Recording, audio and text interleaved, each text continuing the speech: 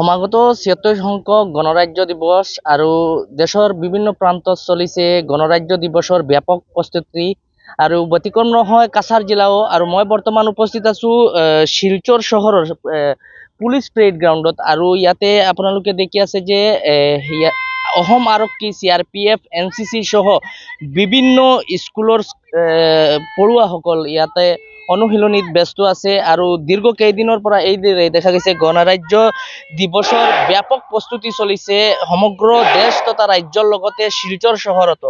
আৰু শিলচৰ চহৰৰ police parade গ্ৰাউণ্ডত এইদৰে দেখা গৈছে যে অসম পুলিচৰ জোৱানসকলে, CRPFৰ জোৱানসকল, BSF, NCC স্কাউট আদিকে ধৰি শিলচৰ চহৰৰ বিভিন্ন স্কুল কলেজৰ পঢ়ুৱাসকলে এইদৰে তেওঁলোকে প্ৰস্তুতি চলাই গৈছে। আৰু প্ৰতিদিনেই ইয়াতে দেখা গৈছে প্ৰস্তুতি চলি আছে। আৰু ৭৬ সংখ্যক গণৰাজ্য দিৱসক কেন্দ্ৰ কৰি ইয়াতে দেখা গৈছে যে ব্যাপক প্ৰস্তুতি চলি আছে। আৰু প্ৰতিদিনেই এই প্ৰস্তুতিৰ বুজ লৈ আছে কাছাৰৰ আৰক্ষী অধীক্ষক নোমাল মহাত্তাই। আৰু তেওঁ প্ৰতিদিনেই এই শিলচৰ পুলিচ পেৰেড গ্ৰাউণ্ডত উপস্থিত হৈছে আৰু উপস্থিত হৈ তেওঁ এই প্ৰস্তুতিৰ বুজ লৈ আছে। বৰ্তমানে আপোনালোকে দেখি আছে যে কাছাৰৰ আৰক্ষী অধীক্ষক নোমাল মহাত্তাও এই স্থানত উপস্থিত হৈছে শিলচৰ পুলিচ পেৰেড গ্ৰাউণ্ডত। আৰু ইয়াতে উপস্থিত হৈ তেওঁ এই গণৰাজ্য দিৱসৰ যি প্ৰস্তুতি চলি আছে এই প্ৰস্তুতি ইয়াতে তেওঁ বুজ লৈ আছে। আৰু কাছাৰ জিলা প্ৰশাসনৰ উদ্যোগত ইয়াতে ৭৬ সংখ্যক গণৰাজ্য দিৱস ইয়াতে উদযাপন কৰা হ'ব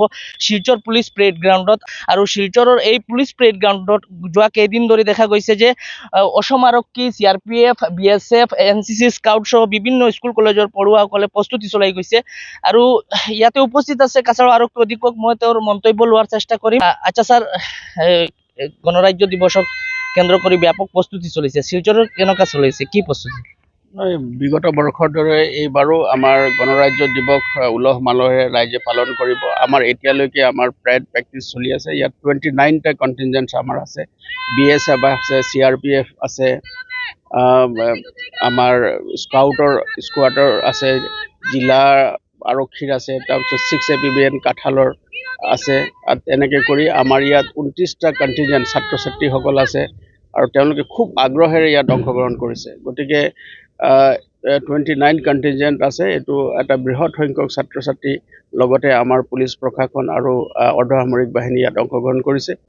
আৰু আমি ভাবিছোঁ যে খুব সুকলমে, খুব সুন্দৰভাৱে এই গণৰাজ্য দিৱস পূৰ্ব বৰ্ষৰ দৰে এই বছৰো ৰাইজে পালন কৰিব। বৃহৎ সংখ্যক লোক আমাৰ এই পুলিচ পেৰেড গ্ৰাউণ্ডত ইয়াত একগোট হয়।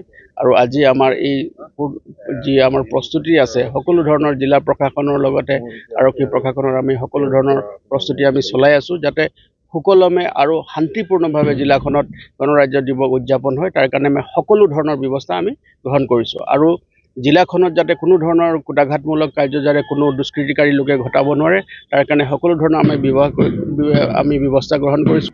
হয়, নিশ্চয়কৈ এইদৰে দেখা গৈছে যে সমগ্ৰ দেশ তথা ৰাজ্যৰ লগতে শিলচৰতো ব্যাপক প্ৰস্তুতি চলিছে। শিলচৰ পুলিচ পেৰেড গ্ৰাউণ্ডত এইবাৰ ৭৬ সংখ্যক যি গণৰাজ্য দিৱস, এই গণৰাজ্য দিৱস জিলা প্ৰশাসনৰ উদ্যোগত উদযাপন কৰা হ'ব। আৰু সমগ্ৰ ৰাজ্যৰ লগতে শিলচৰতো ব্যাপক প্ৰস্তুতি চলিছে। প্ৰতিদিনেই ইয়াতে এই শিলচৰ পুলিচ পেৰেড গ্ৰাউণ্ডত অনুশীলনীত ব্যস্ত হৈ আছে আৰক্ষী জোৱান সহ CRPF, NCC স্কাউট সহ বিভিন্ন স্কুল কলেজৰ পঢ়ুৱাসকল। আৰু এই ৭৬ সংখ্যক গণৰাজ্য দিৱসক কেন্দ্ৰ কৰি দেখা গৈছে যে সমগ্ৰ দেশ তথা ৰাজ্যৰ লগতে শিলচৰতো এক উখল মাখল পৰিৱেশৰ সৃষ্টি হৈছে। আৰু শিলচৰ পুলিচ পেৰেড গ্ৰাউণ্ডত এইবাৰ ৭৬ সংখ্যক গণৰাজ্য দিৱস উদযাপন কৰা হ'ব। আৰু তাৰ বাবে দেখা গৈছে যে যোৱা কেইদিন ধৰি ব্যাপক প্ৰস্তুতি চলিছে শিলচৰ পুলিচ পেৰেড গ্ৰাউণ্ডত।